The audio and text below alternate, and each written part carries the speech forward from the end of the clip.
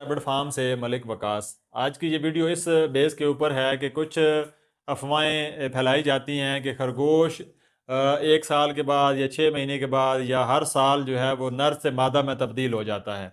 पहले चैनल को सब्सक्राइब ज़रूर कर लें, ठीक है।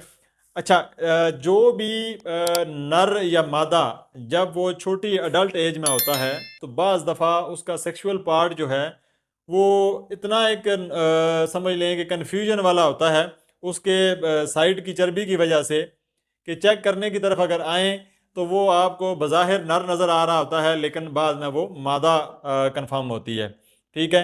या पहले वो मादा कंफर्म हो रही होती है लेकिन जब वो अपने पूरा सेक्सुअल पार्ट उसका तैयार होता है तो फिर जो है वो उसकी वो नर निकल आता है। नंबर एक। इसके अलावा कुछ दोस्त ऐसे हैं जिनको देखा होगा कि एक मादा जो है वो दूसरी मादा के ऊपर क्रॉस कर रही होती है, ठीक है। तो वो समझते हैं कि ये पहले मादा थी और अब ये नर बन गया है, जबकि ऐसा नहीं है। जब मादा बहुत ज़्यादा हीट पे आती है तो वो उसको अगर नर नहीं मिलता क्रॉसिंग के लिए तो वो मादा के ऊपर भी चढ़ना शुरू कर देती है। जिस तरह के बाकी जानवर हीट पे अगर आ जाएं तो वो अपने मेल जो पार्टनर है उसके ऊपर भी चढ़ना शुरू कर देते हैं।